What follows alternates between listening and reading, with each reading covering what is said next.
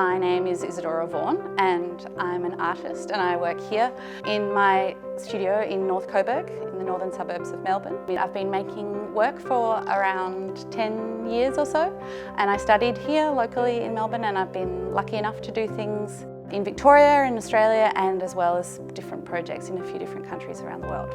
Today we're going to make a relatively simple form that's an impression from a found object, but I would like to say that this form is indicative of the way that often I develop a lot of works, and it starts with quite a broad interest, and for me my interests range from the alchemical and geological to the much more environmental and spatial kind of concerns. I'm particularly interested for this project with ACCA at looking at different agricultural machinery and processes, and looking at different conduits for engaging with the natural environment as well as natural phenomena itself and materials. And so today we're going to make a simple impression of a found object, but that I can hopefully will show how it connects to a much bigger sort of conceptual apparatus through which I'm framing the project at ACCA. The first step in what we're going to do is just deciding, well, I guess this may be the second step, but is collecting some materials. So I'm going to use clay that I have just dug out of the very conveniently located building site behind my studio, but you could use soil that you might get from your backyard, or sand if you've got a sand pit, or maybe a bit of all of those things mixed together to use as an initial, to make this bed for then making an impression that we're then going to make into the solid. So I have just got this very nice clay, which is sort of, but a pretty good consistency. It needs to be, like, irrespective of what material you end up using to make the bed, it needs to be pretty moist in order to make the shape without cracking or anything around what we decide to impress in there. So you want it to be moist. So if it's sand, you might want to add some water to the mix, or soil. So you want it to be moist, but not too, like, you don't want it to be wet.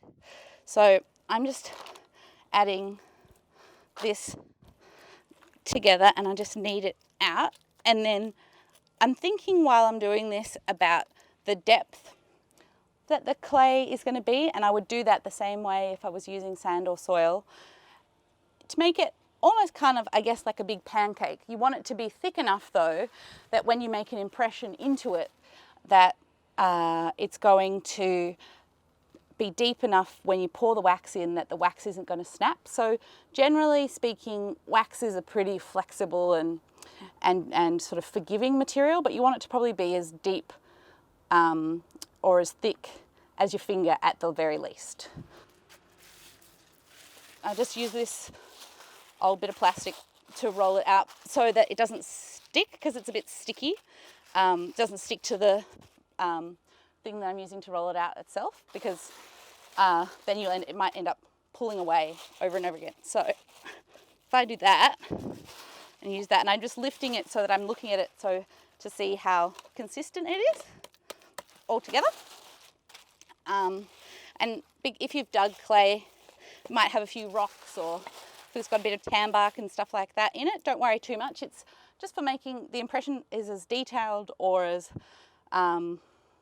loose as we want it to be, and there's not a sort of a wrong consistency. I guess I like working with materials like this because they might also carry or transmit their own sort of irregularities into what I'm making. So I've made mine into a circle, but that's because the board I've got just happens to be a circle. But it also it will determine the size of the bed you make, will determine the amount or the area that you're going to make the impression on. So you might have an object that's a lot bigger than the bed you make, and you might be making an impression of just a part of that. Or if it's much smaller, then you can do the whole of it within that. So I'm doing this because it's sort of a nice, convenient scale. So the next step is that we've got our clay on our board and we've got our form that we're going to make an impression of. And so now I'm going to determine what my end form that I'm going to make is by what I do choose to include or I don't include in the impression, because my object is bigger than the bed that I've made. So because I've chosen to use this wheel, and one of the elements that I think is really interesting about this wheel is the dynamic that's created when it spins by the shape of these curves, I'm going to include this central part so that I could then eventually think about the way I'm going to use the wax object. So I'm going to turn it up to the least complex side of the form, and I'm just going to make an impression around the centre, but it can be anywhere. You could choose to use a different part of whatever you want to make the impression of. And I'm going to push it in and make sure all of it has gone in at least halfway, so at least to the middle seam into the clay. I'm going to push it from every angle. I'm going to use my body weight to make a nice indentation. And then I'm going to pull it out, hopefully, pretty cleanly. So I'm pushing down the board a little bit with my thumbs and I'm picking this up. And I've got the impression, and what I'm going to do, because this is where I'm going to be pouring the wax into, is I'm going to look and see, have I made it deep enough here? There's some bits where I think it's definitely deep enough. So I can either put the object back and make the deeper indentations in some spots if I don't think they're deep enough, or because it's a pretty simple shape, I'm actually just going to use my finger in the clay to make that slightly deeper. So I'm thinking about the negative space that I'm creating is going to be filled in by the wax, and I'm also just going to use a bit of the clay to make little stoppers at the ends so that where the wax flows, it won't flow out onto the board or onto the floor afterwards. So in a way, I'm putting a little, full stops at the end of the indentations to stop the wax from flooding out.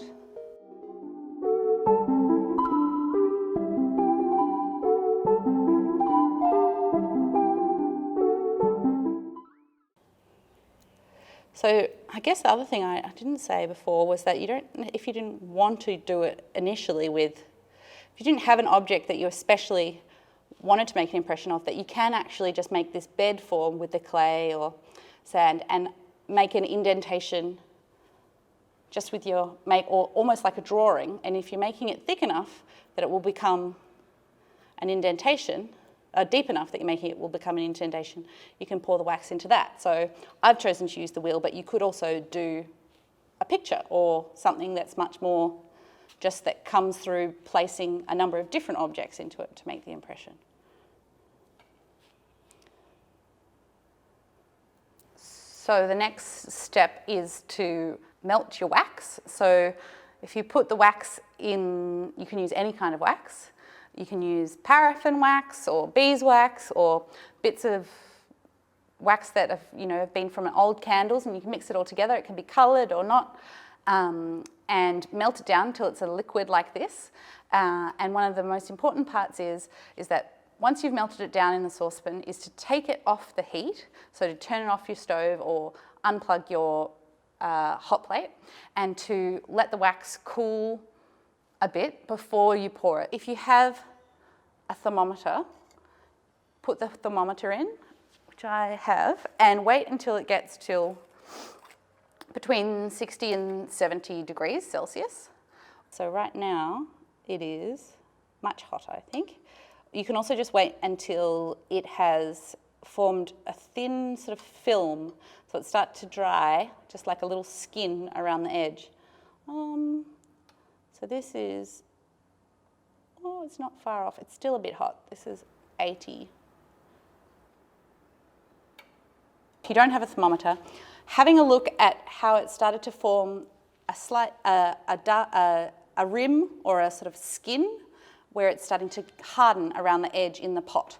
When I'm trying to pour the wax in, I'm trying to do as in it as fewer pores as possible, just so that it all bonds together properly. So I'm fitting as much as I can in the cup, and I'm making sure I've stopped all the ends so it's not going to piddle onto the floor. And I'm just going to pour it in, try and make sure it goes to the end of each of the, see, we've got a little bit of a overflow, but that's okay.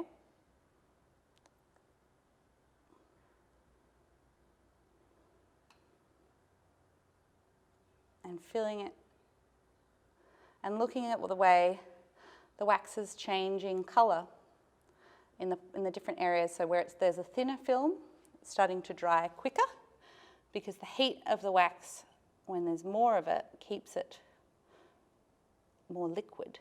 And so I'm just going to fill it up a little bit more while it's still, parts of it are still liquid. You don't want to wait until the whole thing's dried and then be adding more onto it, because it won't bond. The layers of the dried wax with the wet wax won't bond as well. Right. So we're just going to look at the slight changes in the wax as it's dried. It's contracting slightly, and you can see because of the temperature difference between the hot wax right here in the middle and then at the extremities, where it's a bit cooler, there's still a slightly different colour. It's a little bit lighter actually here where it's warmer, and you can see how the wax is pulling away from the clay. And that's happening, I think, because the clay is really cold today, because it was outside and with the water from overnight, it's really cold.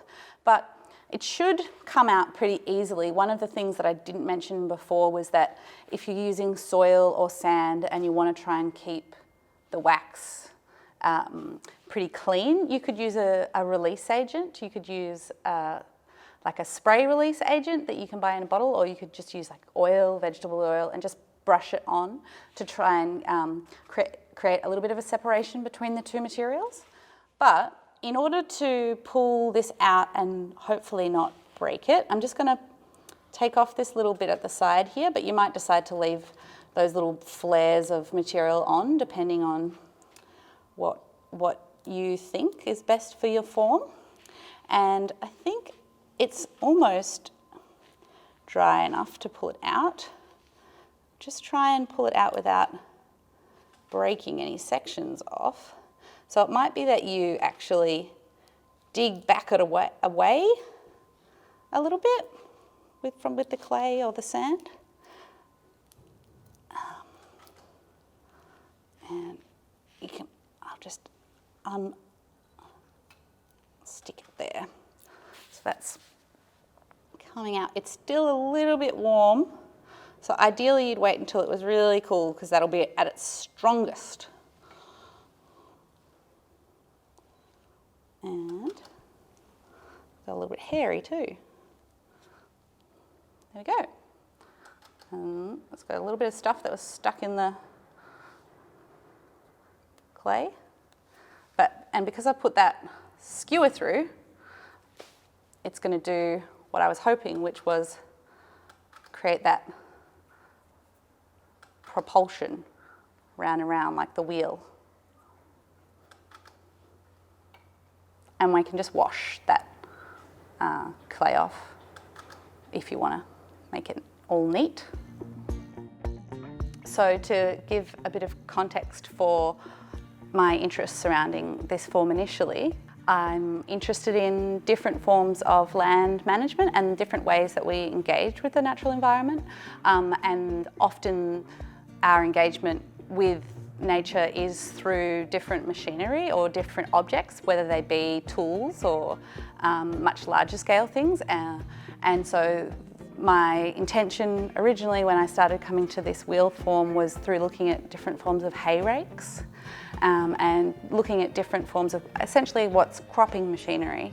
And a lot of the cropping machinery itself is very sculptural and very eye-catching, and often I think inadvertently mirrors or mimics shapes that are found in nature curves, big, you know, the shape of a scythe, the arc. And with this work that I'm making, I'm hoping to create a much larger and abstracted version of a kind of machine that references those hay rakes or those sort of cropping tools.